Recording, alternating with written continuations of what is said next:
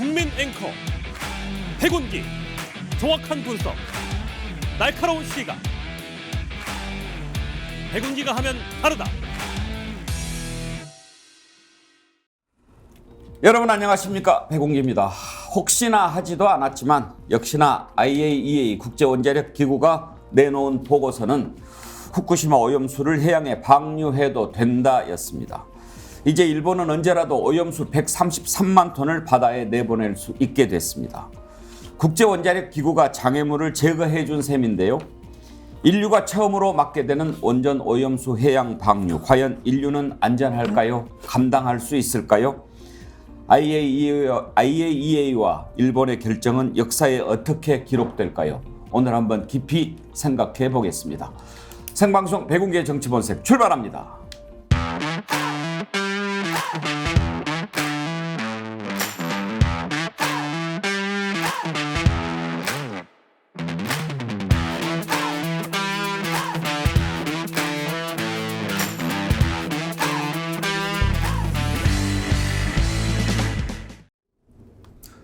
오늘 함께할 네 분 패널 소개하겠습니다. 김철근 전 국민의힘 당대표 정무실장, 김유정 전 민주당 의원, 이현주 전 국회의원, 신인규 변호사 함께합니다. 어서 오십시오. 네, 안녕하세요.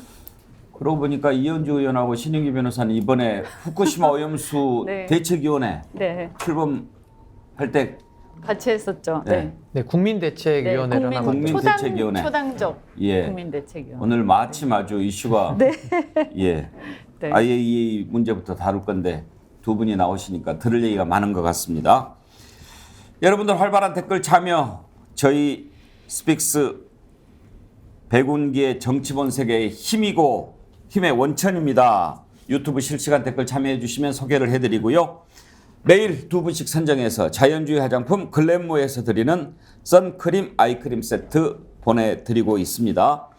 선정되신 분들은 스픽스 이메일로 닉네임, 성함, 주소, 전화번호 남겨주시기 바랍니다. 그리고 주변에 스픽스 백운기의 정치본색 널리 알려주시고요. 구독, 권유해 주십시오. 정어리 때 100만 운동 펼치고 있는데 지금 이제 50만 눈앞에 다가왔습니다. 구독자가 40만 명 넘어섰는데요. 여러분들이 함께해서 100만 정어리 만들면 진실과 상식이 통하는 세상에 더 빨리 다가갈 수 있습니다. 스픽스 글래머가 함께 드리는 선크림 세트도 많이 구입해 주십시오. 저희들에게 힘이 됩니다. 지금 글래머 선크림 2+2 구매하시면 손 선풍기 함께 드리고 있으니까요. 이번 기회에 많이 구입해서 주변에 나눠주시기 바라고요. 오늘 카르디아님, 정정숙님께서 방청 오셨습니다. 백운기의 정치본색 직관하겠다고 오셨는데요. 카르디아님 제가 여러 번 소개해드렸는데 아주 행시의 달인이시죠. 3행시, 4행시, 5행시, 8행시 못하는 게 없는데 지난주에 여기 나오신 패널 이름 석자로 3행시 지어주셨는데 지난주에는 이현주 의원님이 안 계셔가지고 네. 오늘 이렇게 나오셨는데 이현주 의원님한테도 네, 받았습니다. 3행시를 이렇게 딱 적어서 보내주셨죠. 저한테도 이렇게 보내주셨는데 궁금한데 한번 읽어주실래요? 아, 제가요? 제가 제 이름을 또 읽기. 제가 오늘 뗄게요. 네. 이제는 완숙미가 느껴지는 이쁜 분. 언제나 지금처럼 변함없이 바른 말, 정확한 지적으로 주어진 사명 잘 감당해 주시길. 너무 막 정말 삼행시 달인이시네요. 달인이시죠? 예, 딱딱 그 신인규 변호사는 지난주에 소개했는데 네, 다시 한번 저도 친필로 적어주셨으니까 제가 읽기가 좀 부끄럽기는 한데 신. 띄워주시면 신선한 젊은 피, 정확한 지적, 속 시원한 발언. 인간미도 있고 생각도 깊고 미래가 기대되는 분. 규칙과 원칙 잘 지키고 나가면 한 정치할 사람. 이렇게. 아유, 감사합니다. 정말 진짜. 그걸 또 카드를 그렇게 예쁘게 만들어서 그러니까. 이렇게. 글씨가 또 너무 예쁘세요. 그러니까. 진짜. 내친김에 김유정 의원도 다시 한번 읽어주세요. 그래도 제가 민망해가지고 색깔도 딱 맞춰서 그렇게 예쁜 색깔도. 색으로 해주셨네요. 김철근 실장님이 좀 읽어주실래요? 그러니까 제가 제 입으로 읽기가 너무 민망해가지고. 바꿔서. 자, 제가- 김 김이 모락모락 나는 커피향 같은 향기로운 분. 오늘은 아이스 커피인데 유 유리같이 맑은 눈방울에 빠져버릴 듯한 매력적인 사람. 정. 정말 정이 가고 호감 가는 이쁘신 분. 오, 지난주보다 조금 더 버전업해서 네. 써주신 것 같은데요. 감사합니다. 근데 김철근 실장은요? 이걸 제가 제 입으로 어떻게 읽겠습니까? 제가 읽어드리겠습니다. 참 아름답습니다. 카드도 멋지네요. 김. 김밥처럼 속이 알차고 김치처럼 없어서는 안 될 존재감. 철. 철저한 분석과 냉철한 판단력을 갖춘 근. 근래에 보기 드문 보수 측 인물. 오, 와우. 네. 네, 정확하십니다. 좋습니다. 네. 저도 이렇게 보내주셨는데 제 것은 패스하겠습니다. 100. 자, IAEA 국제원자력기구가 보고서를 전달했습니다. 예상했지요. 김유정 의원. 네. 거기에 눈에 띄는 단어가 negligible이라고 돼 있더라고요. 그러니까 이 정도는 무시해도 되는 그런 뜻이죠, 그게. 예. 미미하다 이런 예. 표현인 거죠. 근데 완전히 아무 문제 없다는 얘기는 아닌 거잖아요. 아니죠, 그게. 예. 예. 그래서 사실 심각하다는 거고 당장 눈에 보이는 데서 희석해서 농도가 옅어지는 게 우리한테는 의미가 없는 거죠. 30년간 향후 그 방류를 계속한다고 하면 사실 30년에 그게 끝날지도 모르는 거거든요. 더 길어질 수도 있는 거고 그게 누적됐을 때 인체에 미치는 영향, 우리 환경에 미치는 영향이 어떤 것인가에 대해서는 누구도 알 수 없는 위험 요소가 도사리고 있기 때문에 우리가 걱정을 하는 것이고요.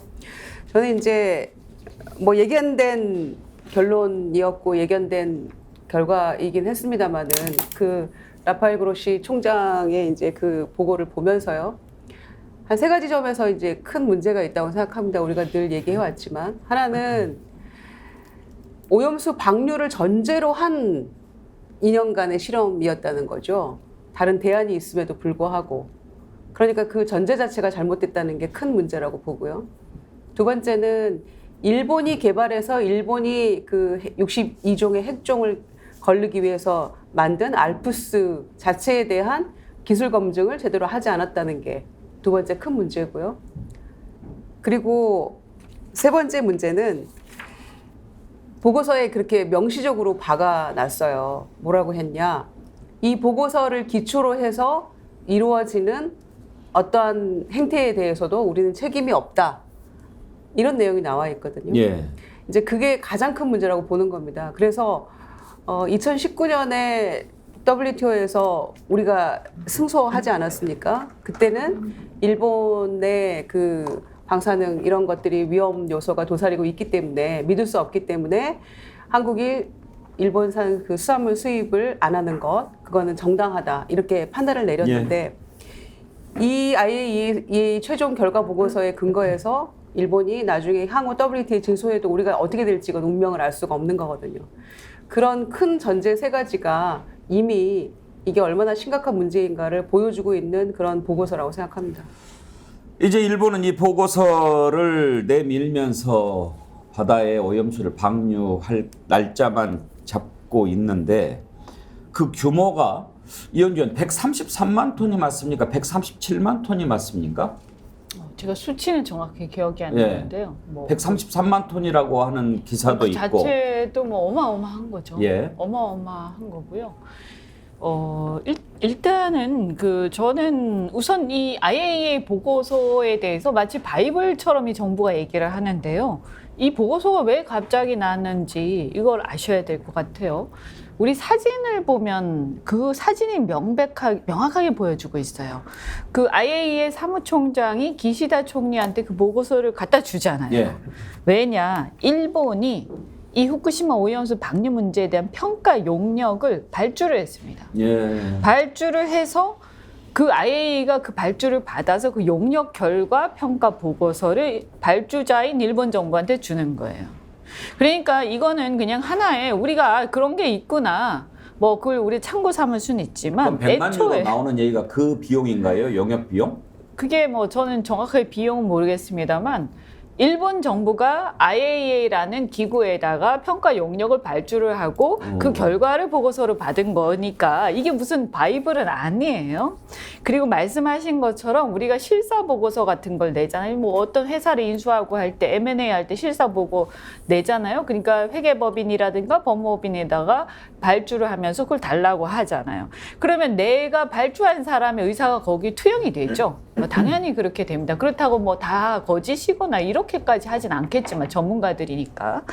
그런데 저는 그래서 보면 뭐라고 돼 있냐. 기준치 이하다 이렇게 돼 있는 거 아닙니까? 그래서 자, 이걸 안전성 논쟁으로 끌고 가는 것 자체가 우리가 이 원전 업계의 어떤 프레임 또는 이 정부의 프레임에 말리는 것이다라고 말씀을 드리고요. 이건 안전성 문제가 논쟁거리가 아니에요. 왜냐하면 절대 안전하진 않아요. 다만 기준치 이하일 뿐이죠.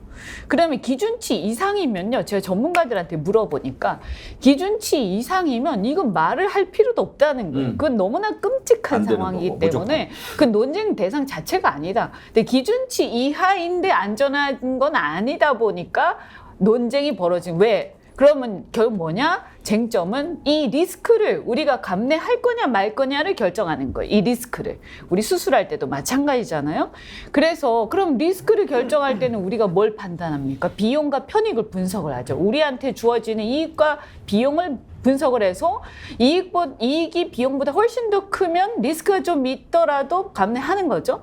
일본 정부는 아마 이 부분에서 일본 정부의 이익이 일본 정부나 일본 국민들의 어떤 비용보다 훨씬 크다 이렇게 판단한 것 같아요. 그렇게 판단할 수 있죠. 그러면 우리가 이제 궁금한 것은 한국 정부는, 한국 국민들은 우리한테 주어지는 이익이 뭐냐? 그럼 비용은 뭐냐? 비용 어마어마하죠. 그죠? 뭐 안전성이 물론 기준치 이하라고는 하지만 리스크가 있고 미래에 대한 리스크가 있고 또 국내 국민들 반대도 있고 수산물 업계에 벌어지는 어떤 영업의 희생도 있고 손실도 있고 이런 비용이 큰데 왜 이 이익이 뭐냐 했을 때 제가 볼 때는 이해관계를 굳이 꼽자면 한 두 가지 정도 있을 것 같아요. 첫째는 원전 업계의 번영이라는 하나의 이해관계. 우리나라가 거기에 또 많은 예언을 갖고 있으니까요. 그래서 IAEA도 거기 부합하게 행동하는 거예요. 두 번째는 뭐냐. 일본하고의 전략적 관계에서 일본의 정부의 이익을 위해서 우리가 좀 양보해 줄 필요가 있는 거예요. 그건 전 모르겠어요. 그거는 우리 국민들이 판단하실 몫이라고 생각합니다. 일본 특히 미국하고의 관계에서 요즘에 벌어지고 있는 그래서 저는 최근에 벌어지고 있는 이 한미일 간의 이런 전략적 관계가 아니라면 이 문제에서 우리 정부가 이렇게 할 수가 없는 상황이에요. 근데 뭔가가 있는 것 같은 느낌이 들고요. 그래서 어떻든 간에 결국 이 문제 뭐냐 저는 우리 국민들의 철학적 고민을 안겨주는 논쟁이 시작이 된 거예요. 그래서 이걸 무슨 물을 마신다 만다 이런 수준 낮은 논쟁을 할 게 아니라 저는 자 국민들의 건강권, 환경권, 우리 미래에 대한 문제, 세계의 어떤 환경 문제 이런 거 하고 지금 아까 말씀드린 그런 이해관계하고의 비용 편익 논쟁을 해서 국민들, 대한민국 국민들은 무엇이 더 중요하다고 생각하는지 이제 결정을 마음속에 해야 되고 거기에 따라서 정치 세력들은 정치적 책임을 져야 하는 그런 논쟁이라고 생각을 합니다. 일본이 지금 방류를 검토하고 있는 오염수는 133만 톤 또는 137만 톤 정도입니다. 이게 어느 정도나 되는지 쉽게 가늠이 잘 안 되시죠. 서울대 원자력 핵공학과 서균열 명예교수께서 설명을 한 내용이 있습니다. 한번 들어보시죠. 137만 톤이면은 우리나라의 제일 큰 건물이 롯데월타워죠. 예. 그걸 가득 채우고 한 3분의 1이 남아요. 굉장히 많죠. 또는 뭐 올림픽 기억 수영장 650개 분량 많은데. 근데 문제는 실제로는 그거의 200배를 버린다는 뜻입니다. 거기 그 문제의 복잡성이 있어요. 왜냐면은 137만 톤이잖아요. 예. 30년이 버린다고 하니까 계산을 해보니까 하루에 125톤이더라고요. 그런데 우연찮게 125톤이 바로 밑을 관통해서 뚫고 지하수가 흘러요. 합해지겠죠. 그 이유는 둘 데가 없으니까. 그렇죠? 예. 그럼 금방 250톤이 되죠. 그런데 그걸 또 묽게 희석한다고 합니다. 예. 그러려면 어떻게 해요? 바닷물 별로 깨끗하지는 않죠. 계속 번호죠. 100배 넣거든요. 예. 25,000톤이에요. 아하. 하루에 정확히 방류한다는 게. 그래서 25,000톤이면은 올림픽 규격 수영장 10개 정확히. 그래서 이 정도 되면은 제가 보기에는요. 방류가 아니고 투기 수준이죠. 자, 이제 신영기 변호사, 지금 성균열 박사 말씀을 들어보면 희석시키기 위해서 이물 저물 합치고 이렇게 해서 보내는 양이 엄청난데 슬슬 흘려 보내는 정도가 아니고 이 정도면 콸콸콸 가는 정도다. 일단 양도 양이지만 정확하게 지금 이게 안전한가 우리가 확신할 수 없는 상황에서 흘러나오기 시작한다면 어떻게 될까요? 우선은 방류 이전에 적극적인 조치를 해야 되는 이유는 방류가 한번 시작되면 멈추기는 더 어렵거든요. 전 이것이 선례가 돼서는 지금 안 되기 때문에 방류 이전에 정부가 좀 외교적으로 적극적인 노력을 해주기를 바랬던 것인데 과연 윤석열 정부는 한미일 공조라고 하는 북핵 위기에 대처하겠다라는 소위 말하는 그 전통적인 안보 논리 그거 외에는 다른 걸 제시한 바가 없거든요. 게다가 국민의힘 인사들이 과거에 2년 전에 지금 현직에 계신 분들 뭐 안보실장 포함해서 외교부 장관 또 지금 국토부 장관 다 반대했었습니다. 근데 이제 와가지고 정권만 바뀌었을 뿐인데 적극 찬성하면서 일본의 논리를 그대로 지금 읊고 있거든요. 그래서 이게 지금 국민적 상식에서는 아직 동의에 이르지 못했다는 게 첫 번째고 저는 이 논쟁을 보면서 그 사법에 대해서 우리가 정치화되는 논쟁을 늘 하지 않습니까? 한쪽 진영은 상대방에 대해 수사하라고 그러고 그 수사는 정당하고 자기 편이 수사받으면은 이거는 뭐 정치보복이고 탄압이고 늘 이런 식으로 사법을 정치쟁점화 시켜왔거든요. 이제는 과학의 영역, 환경의 영역, 우리 외교의 영역, 미래세대 영역까지도 다 지금 정치쟁점화를 시켜가지고 과도한 정치 논쟁으로 지금 들어가고 있다. 근데 그 책임에서 윤석열 대통령 자유로울 수가 없고요. 집권 여당은 더 무책임하다. 전 이렇게 일단은 지켜보는 겁니다. 그래서 저는 지금 민주주의가 저는 굉장히 위협받고 있다고 보는데요. 반대를 얘기하면, 그러니까 민주주의라는 것은 원래 의견이 다 똑같지 않다라는 걸 전제로 하는 것인데 반대가 나오면은 너 선전선동이다, 괴담이다. 이제는 반국가 세력이라고도 저는 딱지 붙일 거라고 봅니다. 그러니까 이런 식으로 가가지고는 과거 중세 시대 때 갈릴레이가 그 천동설, 지동설 논쟁할 때 사형 선고 받으면서 그래도 지구는 돈다면서 얘기했던 유명한 일화 있지 않습니까? 저는 지금 우리 사회가 거의 지금 중세 시대로 좀 거슬러 올라가고 있는 거 아니냐, 좀 이런 느낌을 받습니다. 이번에 대책위원회 출범했는데 전부 몇 분이나 됩니까? 우선은 여야 이제 초당적으로 한 100분 정도 좀 참여는 했고요. 그 중에 이제 대표적인 분들로는 뭐 이현주 의원님이나 김종대 정의당 의원님이나 예. 또 민주당의 하원기 대변인이 그리고 저 포함해서 또 다양한 분들이 목소리를 내기로 이번에 했고요. 뭐 다른 게 아닙니다. 양쪽에서의 이런 선전선동, 지금 현 정치권의 너무 수준 낮은 이런 논쟁에 대해서 그 프레임에 말릴 필요가 없다. 정말 이성적이고 합리적으로 민생을 정말 대변할 주체가 좀 필요하다. 전 이런 의견을 이번에 가지고 어떻게 만들어지시게 됐어요? 네. 과정이 좀 궁금한데. 저희가 이제 뭐 개별적으로 또 이렇게 좀 친한 분들도 계시고 이렇게 해서 한 번씩 우리가 현안이라든가 뭐 정책과 관련해서 좀 이슈가 되는 것들을 모여서 세미나를 하는데요. 그날 이제 서균열 교수님도 모시고 또 그때 이제 의사분들도 오시면 좋을 것 같아서 또 최대집 의사협회 회장님 전 회장님이시죠. 이분이라든가 하여간 전문가분들이랑 관심 있는 우리 친한 정치인들 모여가지고 세미나를 했어요. 근데 그거 끝나고 나서 이제 막 토론을 하잖아요. 근데 아무리 생각해도 이게 보수 인사들도 상당 부분 우려를 하는 거예요. 그리고 많은 그때 또 우리 당 당원들도 오셨는데 그분들도 사실은 비공식적 자리에서 화를 내시더라고요. 이러면 안 된다고. 그래서 우리가 이게 지금 진영 간의 대립으로 이 이슈를 자꾸 몰고 가는데 그거 아니다. 사실은 그 여론조사에서 85%가 반대한다라는 걸 생각을 해보면 국민의힘 지지층도 한 반 정도는 반대하는 거 아닙니까? 지금 보면. 그래서 이 목소리를 우리가 대변해야 되겠다. 그래서 초당적으로 이거 진영 문제가 아니다. 그래서 이런 걱정을 우리가 대변하자 이렇게 얘기가 된 거. 이게 투합이 된 거죠. 그리고 저는 하나만 더 말씀드리면 제가 지난주에 그 부산에 가서 어민들하고 상인들을 제가 면담을 직접 했거든요.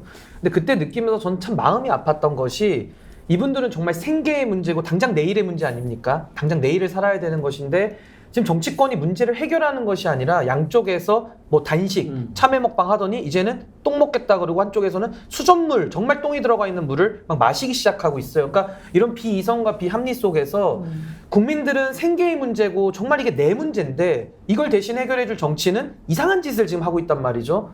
게다가 이게 또 해결될 기미도 안 보입니다. 그러니까 여기에 대해서는 정말 1번 당도 싫고 2번 당도 싫고 시민단체들도 의지할 수가 없다. 다 정치화돼 있기 때문에 이분들 보시기에는. 그래서 저는 그럼 이 목소리 그럼 누가 대변할 것이냐.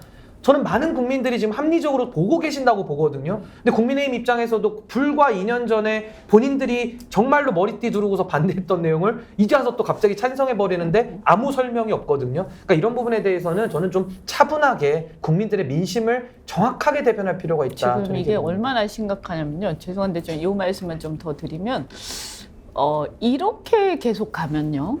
우리나라는 어떠한 문제도 결론을 못 내는 나라가 됩니다. 그렇지 않습니까? 양당이 돌아가면서 입장을 바꾸고 팽팽하게 마치 이게 팽팽한 이슈가 아닌데도 팽팽한 이슈처럼 진행이 되고 그렇게 해서 만약에 다른 목소리를 내면 상대당을 돕는 어떤 배신자같이 취급이 되고 이렇게 되면요. 사실이라든가 어떤 견해나 국민들 다수의 견해나 이런 목소리 들어도요. 정치인들이 얘기를 못하게 되고요. 결국에는 이게 맞다라고 논의하는 과정에서 생각이 들어도 동의를 하기가 힘들어요. 합의를 하기가. 저는 이게 거의 망국적 상황 아닌가 이런 생각이 들어서 저희가 좀 우리 욕 먹더라도 목소리 내야 되겠다. 욕 안 먹습니다. 저는 이번에 대책의 출범을 매우 의미 있게 보는 게 네. 지금 이제 국민의힘에서 수돗물 김영선 의원이 수돗물 마신 것은 그런 차원 아니겠습니까? 이것도 역시 광우병이나 사드 그때처럼 완전히 진영 간의 그냥 싸움에 불과하다. 이런 차원에서 괴담으로 치부하게 사는 짓 아니겠습니까? 네. 그래서 저는 그때는 정말 진영 간의 싸움으로만 흘러가 버렸지만 이게 우리 국민의 건강, 인류의 건강이 안전이 달려있는 이런 문제이기 때문에 그렇게 흘러갈 수도 있는 문제를 가지고 와서 진영을 떠나서 한번 논의를 해보자라고 만든 대책이라서 상당히 좀 기대를 갖고 보고 있는데요. 저쪽에서 저렇게 반지성적으로 나올 때 보다 더 과학적이고 근거 있고 논리적으로 무장된 그런 세미나나 노력을 많이 해서 국민들이 진실을 알 수 있도록 좀 대책위가 노력을 해 주십사 하는 그런 부탁을 드리고 싶어요. 네. 저희가 홈페이지를 간단하게 만들어서 서명을 받고 있거든요. 그래서 보시는 분들 초당적 국민대책위원회 페이지가 있으니까 들어가서 가입도 해주시고 힘을 좀 실어주시면 좋겠고요. 어제도 말씀드린 것처럼 최소한 저는 이것이 안전하진 않지만 기준치 이하인 상황에서 이 리스크를 부담할 거냐 말 거냐를 우리 국민들이 결정을 하셔야 되는 거잖아요. 주권자가 결정하셔야 되는 거예요. 그래서 이 부분에서 국민들이 결국에는 가치관 논쟁으로 간다라고 보거든요. 우리가 미래로 갈 것이냐, 건강권과 환경권 얼마나 중시할 것이냐, 희생시킬 것이냐.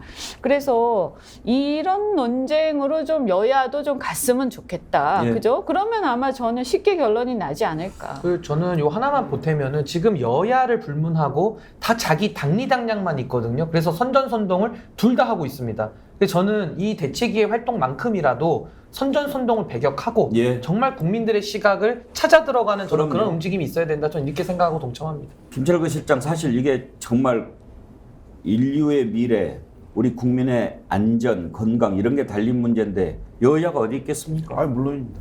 그리고 이게 이제 핵심은 뭐냐면 일본과 도쿄전력 입장에서 보면 해양방류가 가장 싸게 들고 그다음에 기준치 이하고 위험성이 없다는 것을 국제기구의 보증을 통해서 이거 문제 없다는데 해양방류 하겠다. 이렇게 하려고 하는 게 일본의 의도입니다.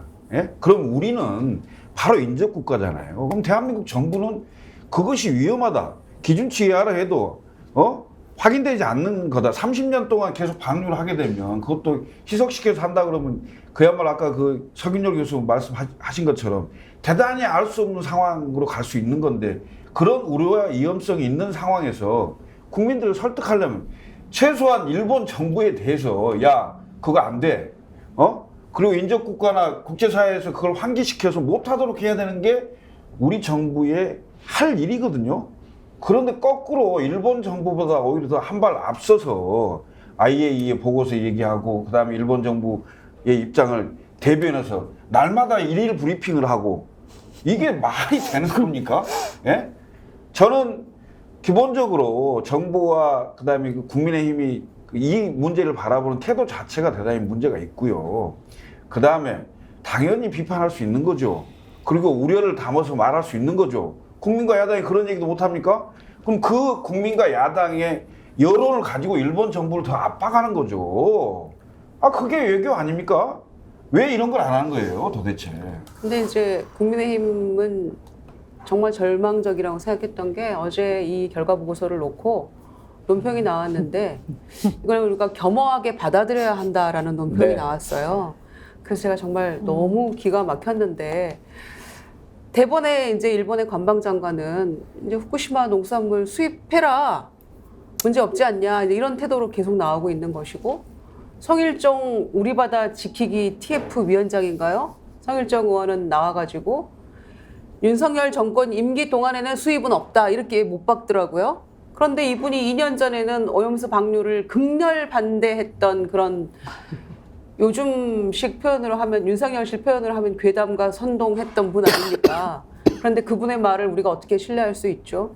이런 총체적인 이 난국에 빠져들어 있다 우리가. 그리고 저는 IAEA 관련해서 말씀드리자면은 불과 2년 전에 국토부 장관하고 계시는 원희룡 예. 지금 국토부 장관께서는 당시에 IAEA는 미국과 일본의 입김이 센 기관이다라면서 상당히 불신을 표했거든요.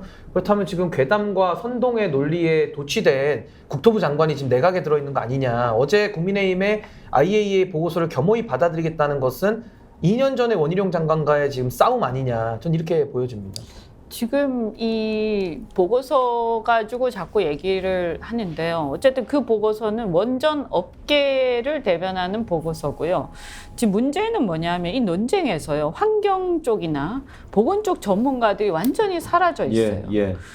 그분들 가끔 나와서 얘기하시는 분들조차도 다 명예교수세요. 그러니까 뭐냐면 제가 짐작컨대는 현재 얼마나 압박이 심하면 현직 교수들이 지금 못 나오시겠느냐. 근데 아까 제가 최대집 의사협회 회장도 말씀드렸다시피 의사들도 개별적으로 물어보면 가능하면 안 하는 게 좋다. 이렇게 당연히 얘기하죠. 우리가 저 엑스레이 찍을 때도 그렇지 않습니까? 그리고 또 하나는 아까 이제 그 수산물 수입 문제 말씀하셨는데 저는 우리가 수입을 거부한다고 수입을 안 할 수 있는 상황이 힘들어질 거라고 봐요. 왜냐하면 이게 그 WTO나 이런 데 제소를 하게 되면요. 어떤 근거가 없으면 수입을 해야 되거든요. 근데 우리 정부 스스로 뭐라고 했냐면 안전하다라고 하면서 겸허하게 수용한다라고 했어요. 그러면 이미 공식적으로 인정해버렸기 때문에 거기에 대해서 우리가 다른 얘기를 하기가 굉장히 힘들어집니다. 이게 굉장히 심각한, 저는 왜 차라리 가만히 있던가 왜 이런 얘기까지 해가지고 나중에 빌미를 주느냐. 아주 이게 지금 근시안적인 지금 행동을 하고 있다. 걱정스럽습니다. 그러니까 아까 그 말씀이 제 말씀인 게 2019년엔 WTO에서 우리 편을 들어줬어요. 우리 소리를 들어줬는데 향후에 일본이 다시 제소를 했을 경우에는 일단 IAEA 결과 보고서가 있죠. 두 번째는 대한민국이 명시적으로 반대를 한 번도 한 적이 없어요. 그 두 가지가 최대의 걸림돌이 돼서 수산물을 수입하는 것이 맞다라고 판단할 근거가 된다는 거죠. 그게 가장 큰 걱정이죠. 자, 참 댓글들이 많이 올라오고 있는데요. 소개를 좀 해드리겠습니다. 버디 창승님. 개구리를 물에 넣고 천천히 물을 끓이면 튀어나오지 않고 죽는 것처럼 여러 경로로 섭취한 방사능 오염물질로 인해서 암이 걸리는지도 모르게 우리는 서서히 죽어가겠죠. 은주님. 지놈들 말만 믿고 안심하고 먹는 사람들 무슨 일이 있으면 책임진다고 해야지 왜 책임을 안 진다고 합니까? 자기들도 위험하다는 것 알고 있겠죠. 일본에서 미스타님께서 2,000행 슈퍼챗 보내시면서 글을 보내주셨습니다. 오늘 참 제가 많이 좋아하는 네 분과 함께해서 먼저 감사합니다. 후쿠시마 오염수 정말 부탁드립니다. 가만히 계세요. 반대 안 해도 됩니다. 그냥 아무 말도 하지 마세요. 해류 때문에 한국에 제일 나중에 간다? 너무 코미디하지 마세요. 일본 정부에서 왜 우리에게 거저 돈을 주겠습니까? 반어법으로 표현하신 것 같죠? 유안수님, 소금, 김, 미역, 멸치, 고등어, 조기 아무것도 못 먹게 생겼네요. 어부들 문제가 아니라 전 국민의 문제 아닙니까? 5959님, 애를 안 낳는 이유가 있지 않습니까? 애들이 무슨 죄입니까? 수정님, 우유 한 컵 버리고 희석해도 물이 얼마나 필요한데 핵폐수를 그렇게 버리는 게 말이 됩니까? 추억의 메텔님, 후쿠시마 오염수 찬성은 윤 정부의 저출산 장려 정책입니까? 안전한 먹거리가 보장되지 않는데 누가 출산하려고 하겠습니까? 출산 문제 걱정하는 분들도 많죠. 이게 미래 세대를 위협하는 문제 아니겠습니까? 그래서 지난번에 한덕수 총리에게 당신 오염수 마실 수 있냐라고, 바닷물 마실 수 있냐라고 물어봤을 때 손주한테 마실 수 있냐고, 마실 수 있겠냐고 물어봐야 된다. 손주는 없어도. 그런 얘기를 하신 분이 계셨죠. 자, 이제 이런 상황이라서 여야가 갈릴 만한 일인가 정말 이해가 안 갑니다만 한번 생방송 토론을 해보자. 국민의힘에서 이제 그런 얘기도 나왔습니다. 조경태 의원의 얘기인데 한번 들어보시죠. 이분이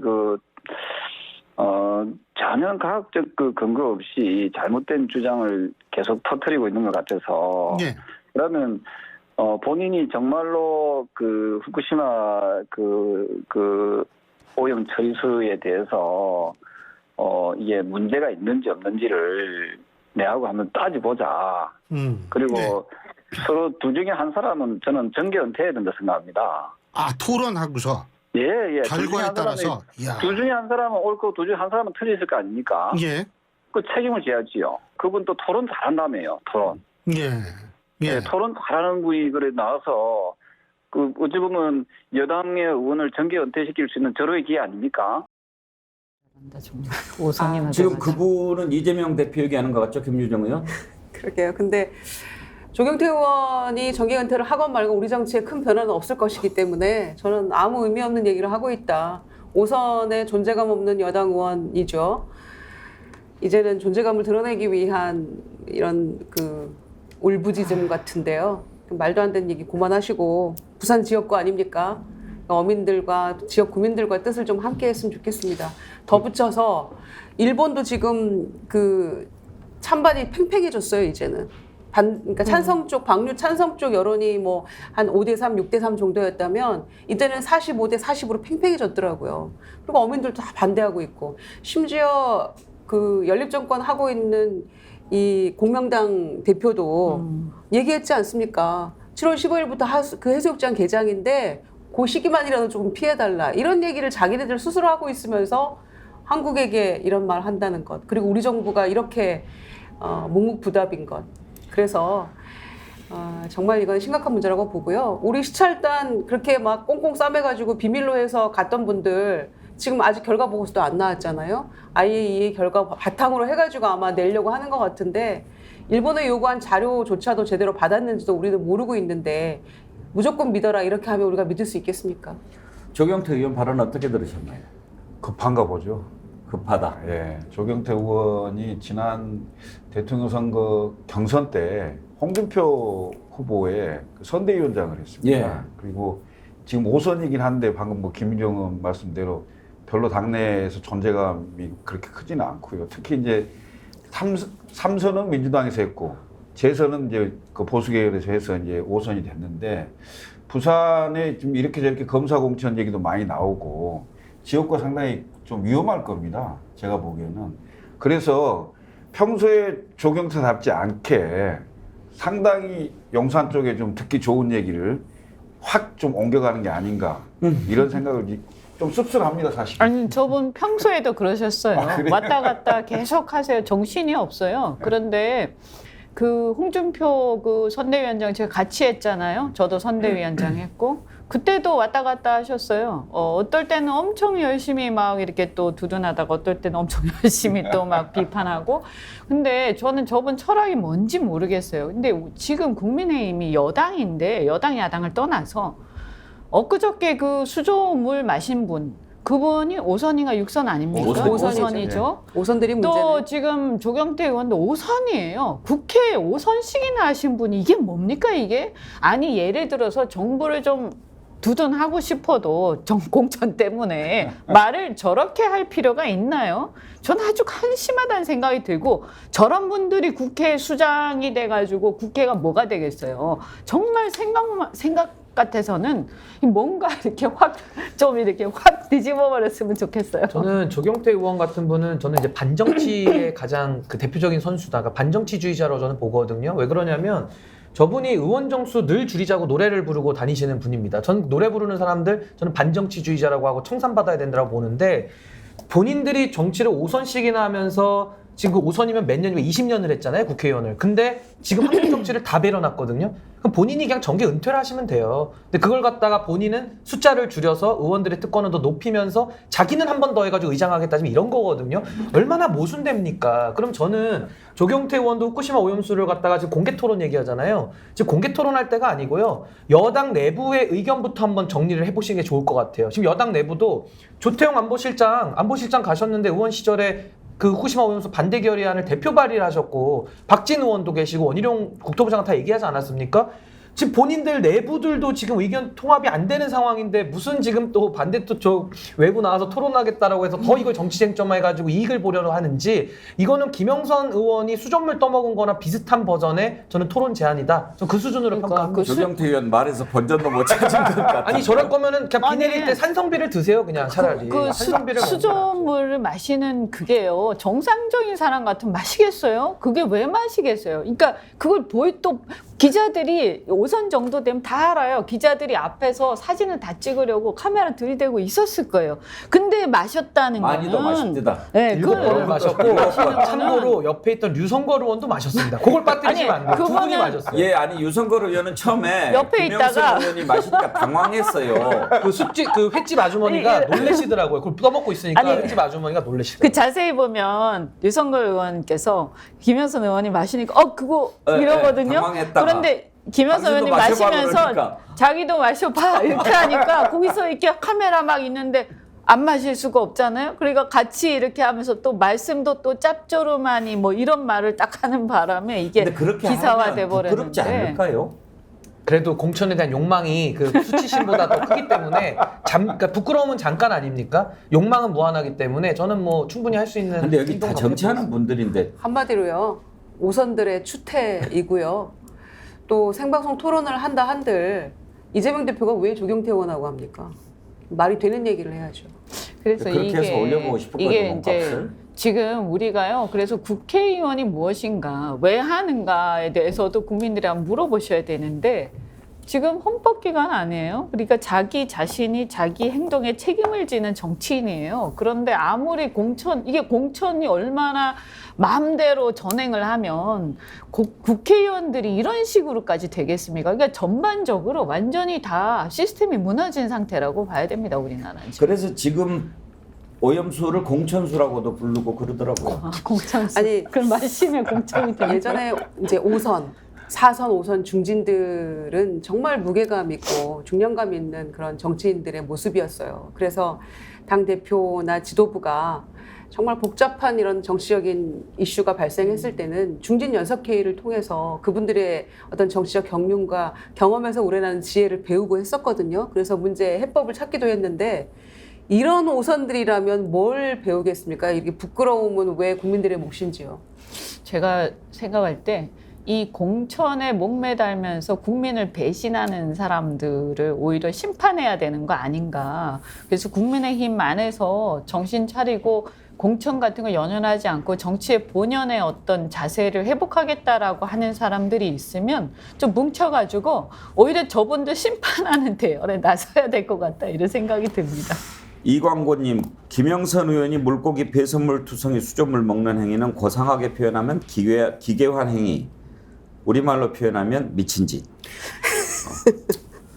자, 그러면 이제 다른 이슈로 좀 넘어가기 전에 지금 이렇게 임박해 있는 시점에서 대책위원회 또 두 분도 계시니까 지금 우리가 그러면 할 수 있는 게 뭘까 좀 현실적으로 생각을 한번 해봤으면 좋겠습니다. 신인규 변호사부터 뭘 해야 될까요? 우선은 한 2가지 정도를 큰 틀에서 볼 수 있는데요. 일단 일본의 무단 방류, 저거를 뭐 못 막는다 지금 계속 이렇게 얘기를 하고 있는데, 일단 저는 막을 때까지 최선의 노력을 끝까지 다 해야 된다. 저는 일단 이렇게 보고요. 네.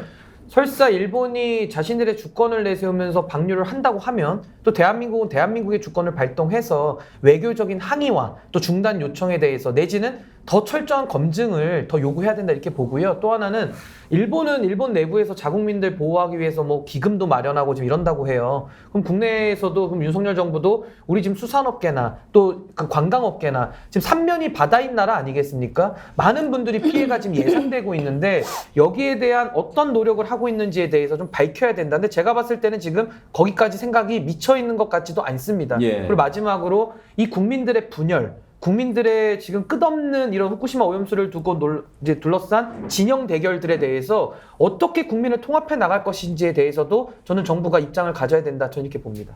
이현주 의원이 생각하는 대책은 어떤 겁니까? 일단은요, 끝까지 반대해야죠. 끝까지 반대하고 정부가 공식화하도록 해야 됩니다. 지금 현재 정부는 마치 찬성하는 것처럼 보이고 또 그렇게 열심히 행동하고 있지 않습니까? 아까 말씀드린 것처럼 나중에 우리가 수산물 수입에 압력을 당하게 될 거예요. 그 다음에 또 일본이 지금 보상 기금으로 뭐 수조 원을 책정해 놨다 이런 얘기 있지 않습니까? 그거 일본 어민들에 대해서만 해당이 되는 거거든요.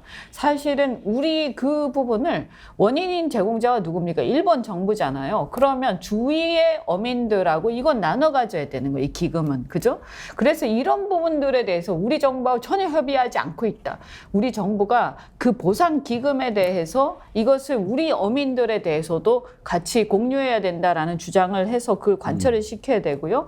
그 다음에 이 해양재판소에 저는 이거는 제소를 해야 된다. 이것을 제소하라고 압력을 또 넣어야 되고요. 그 다음에 만약에 이러한 행위들을 정부가 하지 않는다. 그럼 저는 우리 국민들을 대신해서 주권자를 대변해야 될 어떤 행위를 소홀히 하는 거기 때문에 부작위 헌법 소원이 가능하다라고 봅니다. 뭐 나중에 어떻게 헌법재판소에서 결론이 날지는 우리가 해봐야 되겠지만 그래도 어쨌든 주장할 수 있다. 그러면 우리 이제 신인규 변호사님께서 다른 변호사님들하고 우리 또 대책위 차원에서 그 또 소송도 준비하고 계시거든요. 그래서 그런 것들도 적극적으로 좀 해야 되고 마지막으로는 저는 아까 말씀드린 것처럼 결국에는 가치관의 대립이에요. 근데 다수 국민들이 반대하고 계시잖아요. 그러면 결국에는 이러한 행위들이 나중에는 정치적인 어떤 책임으로 귀결될 수밖에 없다라고 봅니다. 그래서 우리 국민들께서도 계속 지켜보시고 이것에 대한 정치적 책임을 반드시 물어야 된다. 이렇게 생각합니다. 김유정 의원. 그러니까 일본이 정말 나쁜 게요. 수조 원의 어떤 피해 기금을 마련한다라고 하면 더 그 비용보다 적은 비용으로 다른 대안을 실천할 수 있었거든요. 그러니까 뭐 고체화시키고 콘크리트화 한다는 이런 거는 한 1조 원 들어간다는 거고 또 뭐 탱크를 새로 만들어서 하는 거는 3천억 들어간다고 했는데 340억 정도의 이거를 다 방류하겠다는 거잖아요. 그러면은 수조원 기금 마련하는 대신에 정말 전 지구적 재앙을 오히려 그들이 방지할 수 있었던 것인데 정말 너무 이율배반적이고 너무 나쁜 나라 아닙니까? 그런데 여기에 대해서 대한민국이 끝까지 반대한다는 얘기를 명시적으로 단 한마디도 하지 않고 IAEA의 결과 보고서를 겸허히 받아들이는 게 맞다라고 주장하는 국민의힘과 우리가 지금 같은 하나라에 숨을 쉬고 있는 거잖아요. 그래서 끝까지 야당과 국민들은 일단 명시적 반대가 있어야 된다고 생각하고요. 두 번째는 지금 여기에 그 인근 해역이나 또는 우리 수산물에 대한 방역을 좀 더 강화해야 하는데 거기에 대한 비용이 굉장히 더 많이 들어갈 거거든요. 얼마나 더 추가적으로 들어갈지는 지금 예단하기도 어려운 그런 상황 아닙니까? 주기적으로 얼마에 걸쳐서 이거를 검사를 해야 되는지, 어느 해역을 정해서 어디를 정해서 이거를 또 해야 되는지 이런 것들이 전혀 후속적인 조치 없이 무조건 지금 우리 정부는 침묵하고 있는 그런 상황이에요. 대통령실에서도 지금 별다른 얘기가 없거든요. 반응은 오로지 국민의힘에 겸허히 받아들이자는 얘기뿐이에요. 그래서 그런 것들이 일본이 저지른 어떤 이런 그 재앙적 사태에 대해서 우리 국민의 세금이 들어가는 예산을 책정해야 되는 이런 일이 벌어졌기 때문에 그 부분에 대한 것들도 야당이 좀 야무지게 감시해야 된다 생각합니다. 김철근 실장 생각은 해보군요. 일본이 러시아한테 했던 그 방법을 좀 일본을 좋아하고 일본을 대변한다고 한다면 예. 그걸 좀 배웠으면 좋겠어요. 러시아가 동해 핵폐기물을 그 해양 투기했잖아요. 그때 일본이 엄청난 항의를 하고 결국은 러시아를 국제사회에서 문제를 삼아서 결국 그걸 못하게 했잖아요. 근데 그 핵폐기물의 1600배 정도가 된다는 거예요. 지금 저 후쿠시마 오염수가. 그러면 지금 한국 정부가 일본이 러시아한테 했던 국제적인 그 공조도 이끌어내고 회의도 만들고 그다음에 무슨 비행기도 띄워서 그 시료 채취도 하고 막 이런 엄청난 압박들을 한 거 아니에요. 그러면 우리 국민들이 후쿠시마 그 오염수에 대한 우려가 많은 상황이기 때문에 그럼 뭘 해야 되겠습니까? 우선 그 우려에 대한 답을 해야죠. 일본에 대해서 안 된다고 얘기해야 되고 그다음에 인접국가 다 모아서 이거 해양 방류한다고 하는데 이거 가만두면 안 되는 거 아니냐. 이런 국제적인 여론도 만들고 반대해야 될 거 아니겠어요. 예. 최소한 그거 못하겠으면 말을 하지 마세요. 예? 왜 나서서 일본 정부 대변하듯이 합니까? 왜 국민들 더 화나게 만드십니까 도대체. 그리고 야당한테 괴담, 선전선동 국민들 85%가 지금 반대하고 있어요. 적어도 이 국민들에 대한 그 우려에 대한 답변은 해야 될 거 아니겠습니까? 저는 너무 한심하고 답답해요. 그리고 과학으로 얘기합니다. 무슨 과학입니까? 과학으로 밝힐 수 있는 게 한계가 있는 거예요. 저는 언제 한번 뭐 스픽스에서 민주주의에 대해서 한번 토론해봤으면 좋겠는데 전 윤석열 대통령께서 최근에 반국가 세력이라는 상당히 저는 반헌법적이고 반민주적인 단어를 공개적으로 사용하셨다. 굉장히 국론분열적인 언어고 대통령으로서는 할 수 없는 저는 금기어를 말씀하셨다고 보거든요. 저는 정부에다가는 딱 한 가지만 부탁합니다. 뭐 마음대로 결정하시는 거 국민들이 일단 5년 동안 어떻게 말릴 수는 없는 건데요. 반대하는 국민의 목소리를 괴담이다, 선동이다, 반국가 세력이라고 적으로 돌리진 저는 않았으면 좋겠습니다. 그거는 대통령이 할 수 없는 일이기 때문에 제가 공개적으로 말씀드리고요. 저는 국민들께는 이런 말씀 드리고 싶어요. 가만히 우리가 욕만 한다고 바뀌는 게 없습니다. 막 나라 욕하고 세상 욕한다고 바뀌는 게 없거든요. 실제 행동을 해야 됩니다. 그렇다면 저는 지금 국민들은요, 한국 정부가 왜 일본 정부를 지키냐, 대한민국 국민은 그럼 누가 지키냐, 이런 의문이 있거든요. 그럼 저희가 정부에다가 이런 의견을 전달해야 되지 않습니까? 그래서 저희 대책위원회 차원에서도 이름이 국민대책이 아닙니까? 국민이면 누구나 다 참여할 수 있기 때문에 제가 끝나고도 여기 뭐 댓글에다가 그 홈페이지라도 올릴 테니까 서명이라도 한번 일부를 들어서 해주시면 좀 그 목소리가 좀 모일 거다 이렇게 봅니다. 그리고 우리가 논의하면서 요 부분이 좀 빠져서 말씀을 드리면요. 이 지금 수조원 기금을 마련한다고 하는데 진짜 이해가 안 되는 게 대안이 지금 없는 게 아니에요. 대안이 없는 게 아니거든요. 그래서 일본 의원도 얘기한 적이 있어요. 야당 의원도. 그래서 이거를 콘크리트를 부어가지고 이거 굳히면 이걸 그대로 쓸 수가 있어요. 이게 쓸 수 있는 이런 대안들이 있단 말이죠. 오랫동안 보관하고 있으면 돼요. 그렇죠. 관광비가 그래서 있으니까. 이게 대안이 있는데 그리고 그 대안이 솔직히 이 기금 마련하는 것보다 더 싸지 않나 하는 생각도 좀 드는데요. 그래서 저는 이거 왜 이러는 걸까 일본이 저는 이런 의심이 더 들어요. 비싸니까 그렇게 하는 거죠. 일본은 오로지 계산기로만 생각하는 나라 비싼 것도 아닙니까? 있고 여기 IAEA가 한 말 중에 어떤 말이 있냐면요. 그 원자로를 이렇게 세척해가지고 이것을 다시 다시 활용할 것처럼 얘기하는 게 있어요. 근데 원래 옛날에 체르노빌 같은 경우는 콘크리트를 부어서 완전히 폐기했지 않습니까? 근데 이걸 다시 재활용하려고 하던가 씻어서 이 원자력 발전소를요. 아니면 이 상황을 이걸 다시 공개를 해서 이 지역을 다시 개방을 하려고 하는 것 같아요. 저는 이거 훨씬 더 지금 위험한 상황이 나중에 올 수 있다라는 정말 걱정이 죄를 짓는 됩니다. 거죠. 저는 이번에 각국의 반응 가운데 중국에서 나온 그 반응에 상당히 좀 공감을 했는데요. 중국이 그런 얘기를 하더라고요. 쓰나미가 났을 때 그렇게 국제사회가 너네 나라를 도와줬는데 이런 식으로 국제사회에 갚는 거냐. 그거 정말 그렇지 않습니까? 그 쓰나미 났을 때 세계 각국이 일본을 도와줬지 않습니까? 복구를 위해서.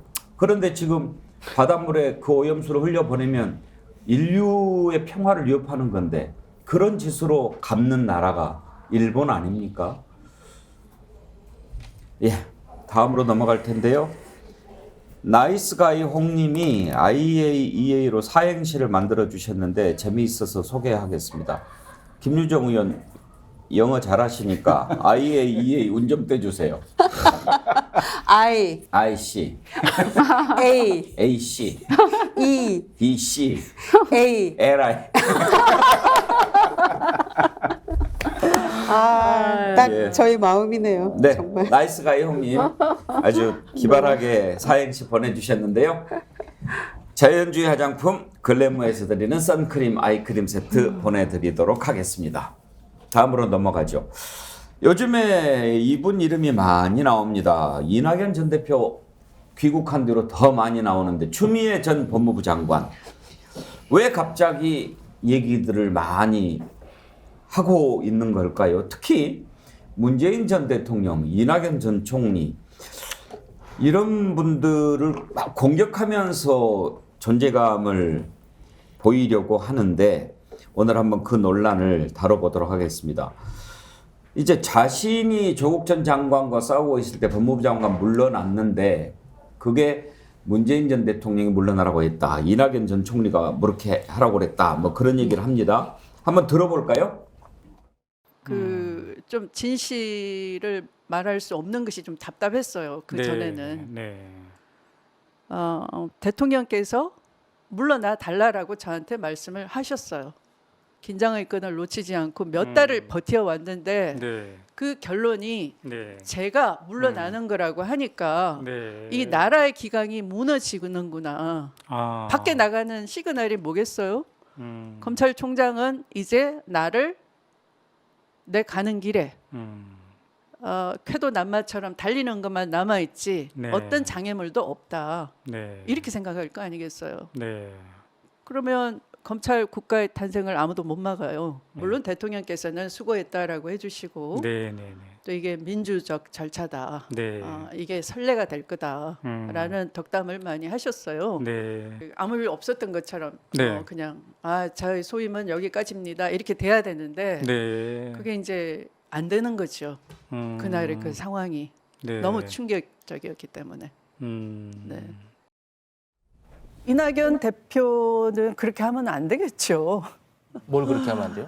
그 재보궐선거 때문에 제가 퇴장해야 된다라고 하면 안 되겠죠. 당을 위해서. 왜냐하면 검찰 개혁은 이 문재인 정부가 일관되게 약속을 한 거예요. 촛불 국민들에게.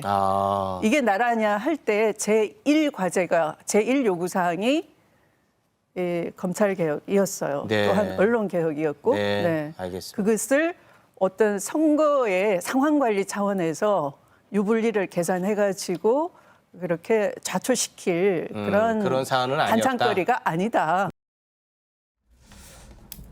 예, 두 발언을 들어봤는데 지금 뭐 들어보면 이제 그런 것 같습니다. 이제는 말할 수 있다 이런 것 그런 차원에서 결국은 문재인 대통령, 이낙연 대표가 나를 물러나게 해서 윤석열 검찰총장이 계속 나가고 그렇게 해서 검찰정부 탄생하게 만든 거 아니냐. 그 책임이 두 사람한테 있다. 이 얘기를 하고 싶은 것 같아요.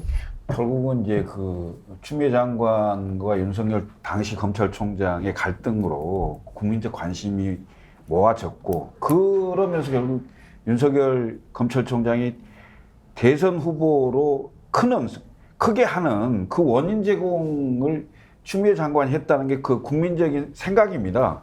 그런데 이제 추미애 장관이 지금 이제 다시 정치를 해야 되겠거든요. 그러면 나 때문에 그런 게 아니고 나를 물러나게 한 문재인과 이낙연 총리 때문에 결국 윤석열 검찰총장이 대선 후보가 됐고 대통령이 된 거 아니냐. 그 책임을 이제 떠넘기려고 하는 것 같아요. 보니까.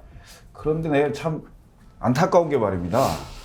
당시 대통령과 총리와 장관이었어요. 그러면 그때 있었던 일을 문제가 생겼으면 그때 얘기를 하시지. 지금 이제 총선 얼마 안 앞두고 자기가 이제 정계에 다시 돌아와야 되는 것 때문에 과거에 그 대통령과 총리를 비판하면서 현직 당대표한테 정치적으로 약간 유리한 그런 국면을 만들려고 하는 의도 속에서 나오는 발언이라 예. 상당히 뭐 진실성이 있냐 이런 걸 의심하지 않을 수가 없습니다. 김유정 의원은 저 의도를 어떻게 분석하십니까? 저는 어찌되었건 본인을 장관으로 임명했고 민주당 당대표를 지냈던 분이 뭐 끝까지 말 안 하려고 했는데 그러지 말고 끝까지 말을 안 했어야 된다고 생각합니다. 이런 부분들을 왜 지금 하는 건지는 누가 봐도 뭐 명약관화하다고 생각하고요. 정치인이라면은 다 여러 가지 각자 억울한 점이 있고 사연이 있는 겁니다. 그런데도 다 침묵을 지키는 거죠. 그게 정치 도의상 저는 맞다고 생각합니다. 더군다나 추미애 전 장관 대표 같은 경우에는 문재인 정권을 혜택받은 사람 아닙니까? 이분도 5선입니다. 5선들이 왜 이러는지 모르겠는데 저는 이제 추미애 장관이 이렇게 얘기한 거에 대해서 특히 이제 이재명 대표를 지지하는 분들이 막 추미애가 옳다 이런 얘기를 많이 하시더라고요. 그런데요, 이런 분들은요, 조금 상황이 바뀌면 또 이재명 대표에 대해서도 이렇게 할 수 있는 분이라는 걸 여러분들이 잊으시면 안 됩니다. 저희는 다 겪어본 사람으로서 드리는 말씀이고요. 지난 1년간 본인 윤석열 정권에 대해서 침묵하고 있다가 나라가 이 모양 이 꼴로 돌아가고 있는데 침묵하고 있다가 이제 공천 받아보겠다고 나와서 이런 말씀 하시는 거 저는 옳지 않다고 생각합니다. 반응들을 좀 들어볼까요? 민주당의 조응천 의원, 박원석 전 정의당 의원 상당히 비판적인 얘기를 하던데 들어보시겠습니다. 뭐 정치적으로 제기하려고 그런다고 봅니다. 근데 아무리 그렇더라도 정치에도 금도가 있지. 정치가 아무리 비정하다지만 이건 아니다 싶은 게 자기를 장관에 앉혀준 대통령까지 불쏘시개로 써가면서 자기 장사를 한다는 거. 이건 아니다. 윤석열 대통령 만들어주신 일등공신 2명을 뽑으라면 저는 단연 조국 장관과 추미애 장관을 꼽겠습니다. 추 장관이 윤 총장 직무집행정지 등 그 박해받는 이미지만 지속적으로 계속 보여줬지 않았습니까? 그 과정에서 엄청나게 정치적 체중이 커졌잖아요. 그것 때문에 지금 대권주자 반열에 올랐고 지금 저 대통령으로 되는데 뭐 거의 뭐 결정적인 공헌을 했다고 봅니다. 5년 만에 정권을 내준 책임을 통감하셔야죠. 저분이 노무현 전 대통령 탄핵했던 게 우연이 아니에요. 저는 저런 분이라고 생각합니다. 아니 세상에 아무리 서운한 게 있고 지금 와서 본인이 명분 찾기 위해서 책임을 돌리고 싶은 의도가 있어도 직전까지 모셨던 대통령을 기회주의자라고 얘기하는 거는 제가 이런 표현까지 쓰고 싶지 않지만 양아치 정치죠. 그렇지 않습니까? 신흥기 변호사, 박원석 의원 아주 양아치라는 좀 거친 표현까지 쓰던데 추미애 전 장관의 발언에 대해서 두 분은 아주 비판적이네요. 근데 저 박원석 의원 말씀에 자기가 모셨던 대통령을 기회주의자라고 표,마하는 거나 윤석열 대통령이 자기를 검찰총장 시켜준 문재인 정권에 대해서 반국가 세력이라고 말하는 거나 단어만 다르지 행태는 똑같아 보여요. 제가 볼 때는. 다 끼리끼리. 문재인 정부에 몸담았던 분들답다. 추윤 갈등 서로 손바닥이 맞아야지 소리가 나잖아요. 정말 끼리끼리라는 생각이 저는 들었고 저는 사실 윤석열 대통령 탄생에 대해서 사실 추윤 갈등을 가장 큰 원인으로 갖지 않습니까? 사실 보수 진영에서도 저도 뭐 경선 때는 사실 누구를 지지할 수 없기 때문에 공정하게 관리만 했습니다만은 사실 윤석열 대통령이 후보로 되는 데 있어서 많은 분들이 의아하셨을 거예요. 근데 그때 당시에 추미애 장관이 얼마나 기여를 했는지는 본인만 모르고 전 국민이 안다고 보고요. 저는 이게 이제 셀럽 정치의 저는 폐해라고 보는데 추미애 장관님이 지금 요 뭐 이제는 말할 수 있다 식으로 지금 공익을 마치 말하는 것처럼 비화를 터뜨리고 다니시잖아요. 이제는 말할 수 있다가 아니고 이건 자기 장사하는 거 아닙니까? 솔직하게. 그래서 저는 추미애 장관님 같은 이런 셀럽 정치인들은 절대 반성 안 하고 자기 희생 안 합니다. 다 남 탓이고요. 다 자기 책임은 하나도 없는 거예요. 그래서 저는 지금 추미애 장관님을 보면은 우리 국민의힘의 장제원 의원님하고 너무 유사한 행보를 보이고 계셔가지고 여당에 장제원이 있다면은 야당에는 추미애가 있는 거 아니냐는 생각도 들고요. 마지막으로 저는 민주당한테 한 말씀 꼭 드리고 싶은 게 추미애 장관님 5선 하셨고 법무부 장관의 당대표까지 했으면 저는 할 만큼 다 했다고 보거든요. 본인 역량에 비해서. 이제 물러나시는 게 역사에 도움이 되고요. 뭐 박지원 원장님, 천정배 장관님, 정동영 장관님 뭐 다 나오신다고 하는데요. 좀 나라를 생각해 주시고 좀 미래 세대를 이제는 좀 걱정해 주셨으면 좋겠고 정치 현안에서 저는 뛰시지는 않았으면 하는 국민의 한 사람으로서의 바람이 있습니다. 한 말씀 하시죠. 네. 아니 뭐 저는 좀 안타까운 게 그 여성 정치인이 5선까지 올라가는 게 쉬운 일이 아니거든요. 한국 정치 이 환경에서요. 그런데 아, 왜 저렇게 하시나. 좀 더 뭐 이렇게 남녀를 갈라서 그렇습니다만 좀 더 이렇게 모성적 어떤 애정과 이런 그 포용력을 가지고 좀 더 성숙한 정치를 보여줄 수 있을 텐데 좀 안타깝다 이런 생각이 좀 들고 그다음에 이 전략적이지 못하신 것 같아요, 이분이. 그래서 아까 보니까 검찰개혁 말씀을 하세요. 그런데 정말 본인은 검찰개혁에 소신을 갖고 계셨는지 모르지만 결과적으로는 검찰개혁을 가장 힘들게 만든 그런 이제 결과를 초래하신 거예요. 그래서 사실 저는 그 부분은 문재인 대통령도 마찬가지다. 그래서 검찰개혁을 외치면서 집권한 정권이 결과적으로 가장 검찰을 힘을 불어넣게 된 건데 그 이유는 뭐냐면 다시 우리가 이런 비슷한 맥락을 얘기를 했지만 결국에는 정치적 보복을 검찰의 손을 통해서 자꾸 하려고 하다 보니까 검찰이 영웅이 돼버리는 상황이 온 거예요. 그래서 이 부분은 정말 명심을 해야 됩니다. 앞으로도 만약에 우리가 어떤 적폐청산이든 뭐든 정권이 바뀌면서 그전 정권의 폐해를 갖다가 시정하는 과정에서 개혁을 할 때 절대 검찰에다가 모든 것을 넘겨주는 그 경찰도 마찬가지고요. 그런 걸 이용하려고 하면 자기한테 부메랑으로 돌아온다. 이거를 저희가 한번 좀 느껴야 된다 이런 생각이 듭니다. 그런데 추미애 전 장관의 저 발언이 이제 뭐 듣는 사람 또 지지하는 사람에 따라서 이렇게 반응이 갈리긴 하는데 어찌됐든 분명한 것은 민주당이 하나가 되는 데는 반대로 가는 그런 모습이에요, 김유정 의원. 그러니까 이낙연 전 대표 귀국도 민주당이 지금 대정부 투쟁을 위해서 더 힘을 모으고 이렇게 하는데 도움을 주고 또 뭐 추미애 전 장관의 복귀도 한다면 도움을 주고 이런 쪽으로 가야 그게 효과적일 텐데 이런 발언이 나오고 이런 일들이 있을 때마다 더 갈라지고 더 쪼개지고 투쟁력이 더 약화되고 이런 쪽으로 가고 있단 말이에요. 그래서 여러 가지가 걱정인 거죠. 그러니까 지금 다음번 차기 주자의 가장 지지율 높은 사람이 이재명 대표 아닙니까? 자, 그러면 민주당이 혁신위도 출범을 했고 향후 몇 년간 잘 이 정치적 상황을 핸들링해서 내년 총선에도 우리가 반드시 승리하도록 해야 되고 여러 가지 정치적 이제 그 스케줄이 있을 거 아닙니까? 이제 그 상황에서 과연 추미애 전 대표의 지금 이런 발언이나 이런 것들이 결과적으로 민주당에게 이재명 대표에게 도움이 될 것인가에 대해서 저는 명확히 생각을 해야 된다고 봅니다. 제가 이 부분 이렇게 얘기하면 저보고도 수박이라고 하는 분들이 아마 계실 거라고 생각합니다. 그건 맞지 않습니다. 진정으로 당에 그 도움이 되는 상황이라는 것을 저의 경험상 말씀드리는 거고 또 이재명 대표도 아마 이런 부분들을 감안해서 생각하실 거라고 봅니다.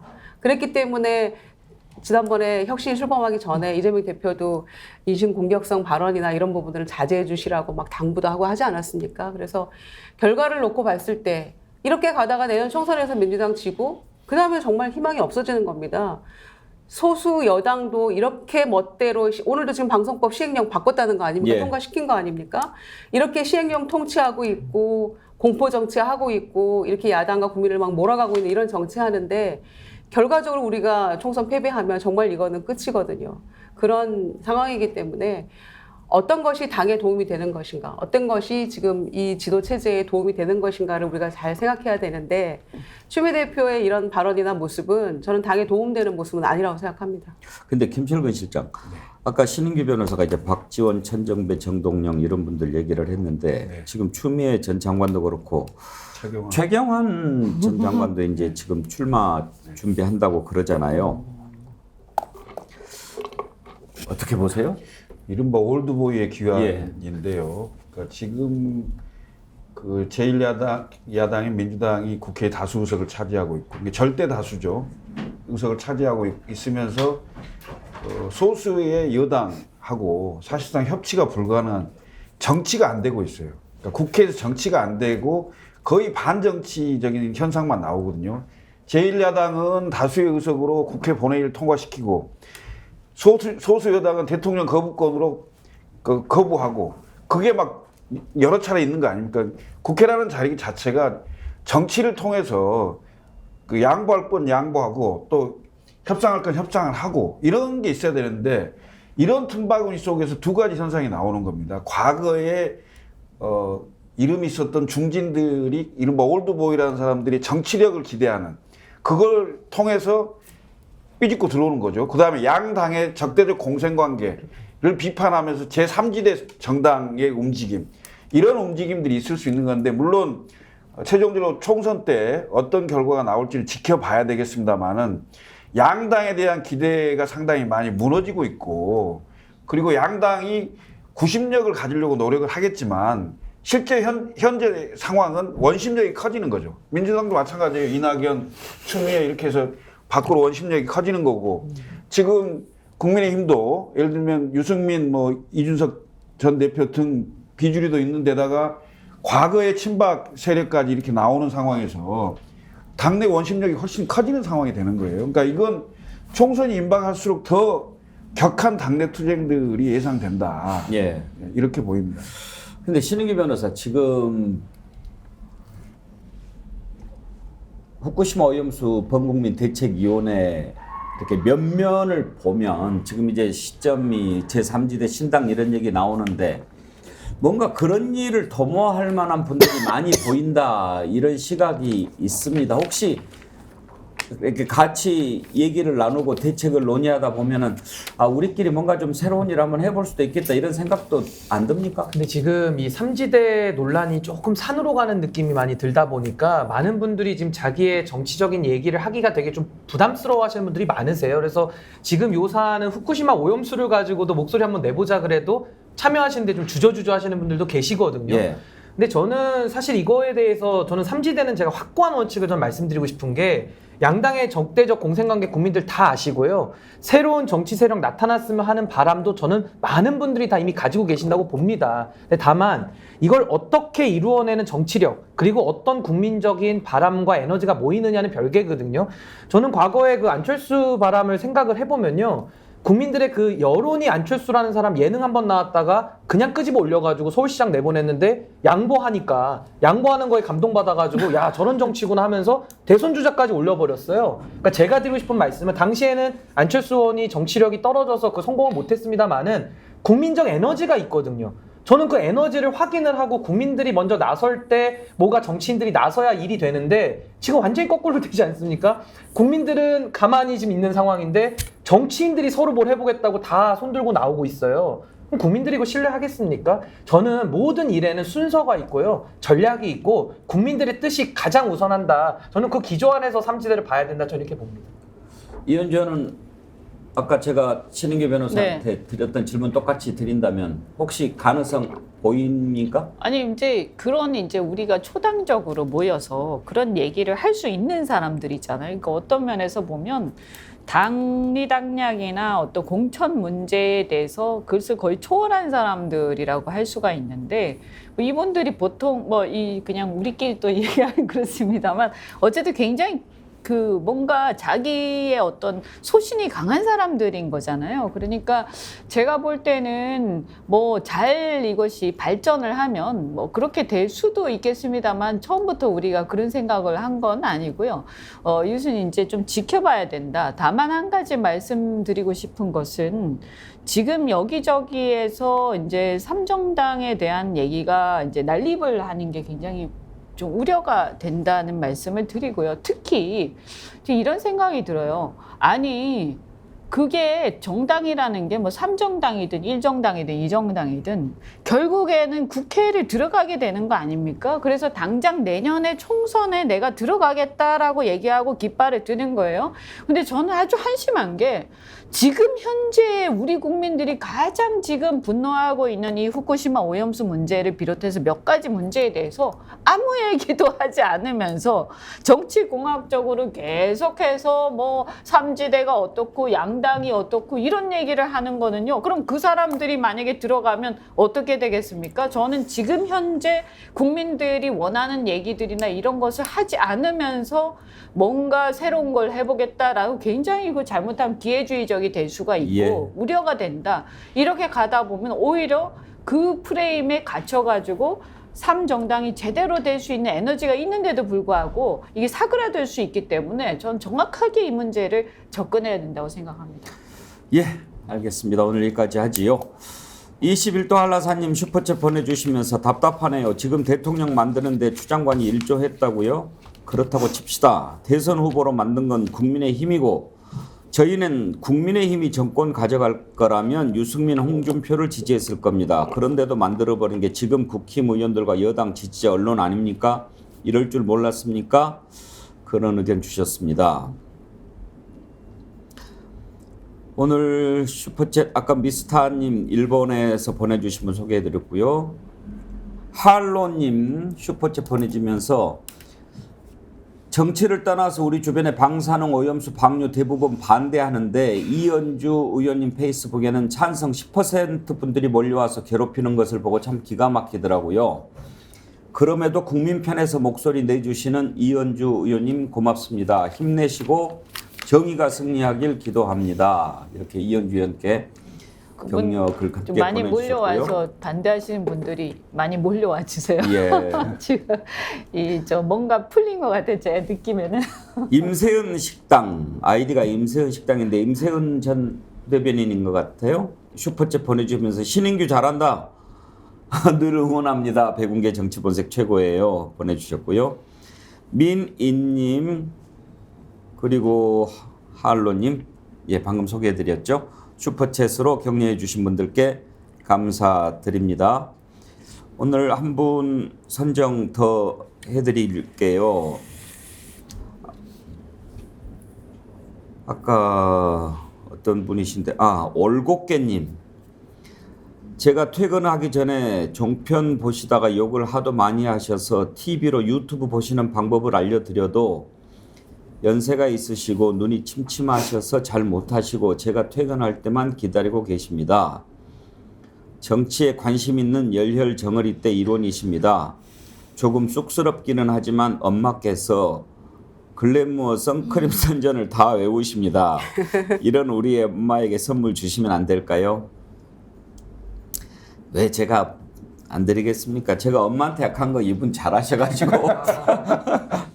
네, 올곡개님 자연주의 화장품 글래무어에서 드리는 선크림 아이크림 세트 보내드릴 테니까요.